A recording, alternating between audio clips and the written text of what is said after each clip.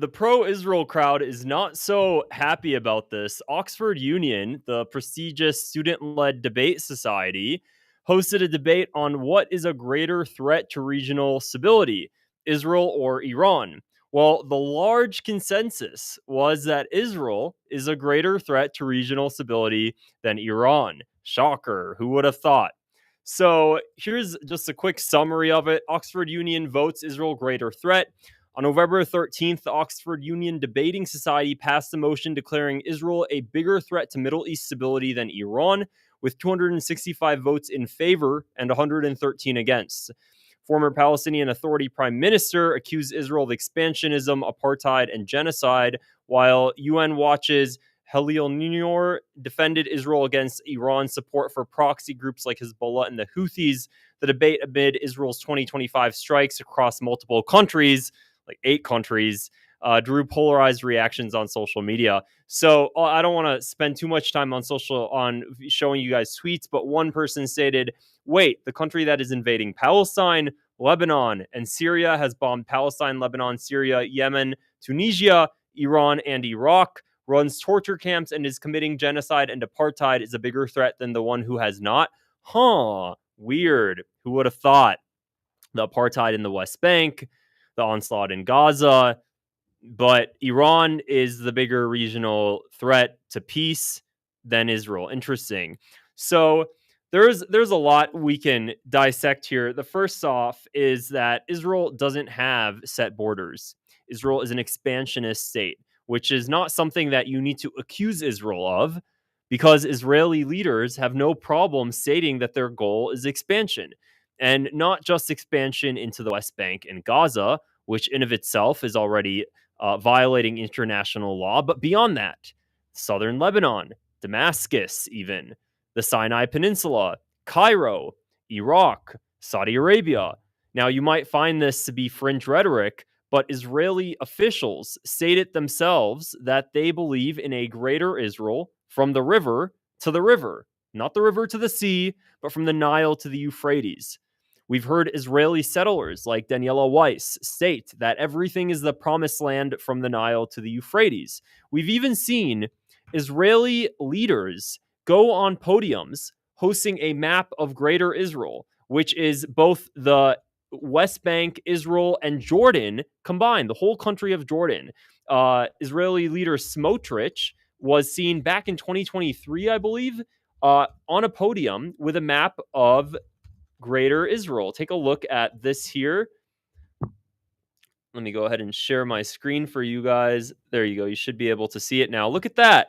Here's Netanyahu's appointed finance minister, Bezalel Smotrich. He delivers a speech behind a podium which displays Greater Israel. Look at that. Right underneath him, you see there's the Dead Sea, and then you see the entire country of Jordan, all of Israel, Gaza, the West Bank, and he states that this is Greater Israel. And of course, it's not done yet because it's missing Iraq and it's missing parts of Iran and everything else between the Nile and the Euphrates. Now, if you think this is fringe, it is fringe. The thing is, the people in Israel's government right now believe this to be true, and they're working towards this.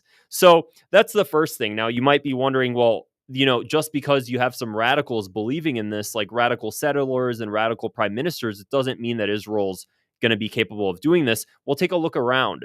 What's been happening so far? It has been. For example, southern Syria. What's Israel doing in Gaza? Israel benefits from violence along its borders in order to justify expanding to create a so-called buffer zone in order to promote regional stability, and then immediately have settlers settle into the buffer zones and continue expanding until it eventually annexes that land. It's exactly what we saw with the Golan Heights. It's what's currently happening to all across the West Bank. This is Israel's larger plan. Now, Israel has serious problems with that, given its small demographic and it wanting to expand across the entire Middle East. But the Mossad, the people in power, Netanyahu, they all plan and think about this greater Israel daydream. So that's the first thing. The second thing, of course, Israel being a nuclear-armed nation, while not being registered as a nuclear-armed nation. That's a really big, fearful. That's a very, very big concern for the entire world it should be. But of course, the United States keeps that on the down low. The last US president to speak up about that was John F. Kennedy. He was the one who actually pressured Israel the most on that and threatened Israel with total backing, total US backing. Fun fact that not that many people are aware of. And Israel still has its nuclear weapons after John F. Kennedy was assassinated. It didn't matter, and it was case closed by that point. Separately from everything that I mentioned, one thing Israel has said consistently for decades, every American has heard this from the Israelis and from the Zionist crowd. We just want peace.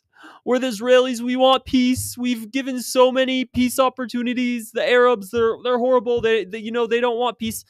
So this has been Israel's rhetoric for decades, that Israel's this innocent, small, little, tiny nation, and it's surrounded by evil enemies that want to destroy it, even though it's completely militarized, nuclear armed, yada, yada. And then 2023 happened, and we had 57 Arab countries, Arab and Muslim countries from around the globe come together and unanimously stated together that they would immediately recognize Israel that day. That day, they stated they will recognize Israel, Saudi Arabia, Indonesia, every country you could think of that does not recognize Israel right now stated they would recognize Israel today and ensure Israel's security if Israel recognized Palestine. This was on video. Take a listen to this.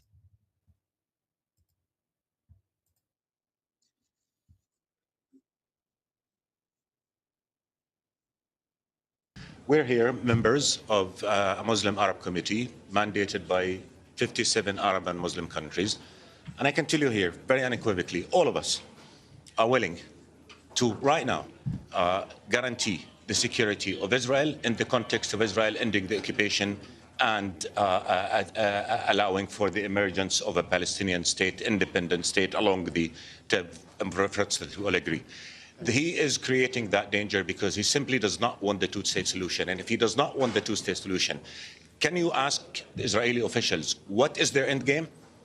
Other than just wars and wars and wars. I'm telling you, all of us in the Arab world here, we want a peace in which Israel lives in peace and security, accepted, normalized with all Arab countries in the context of ending the occupation, withdrawing from Arab territory, allowing for the emergence of an independent, sovereign Palestinian state on June 4, 1967, lines with occupied Jerusalem as capital. That is our narrative. That is, and we will guarantee Israel's security in that context. Can you ask Israelis what's their narrative other than I'm going to continue to go to war, I'm going to kill this and kill that and destroy this and this that?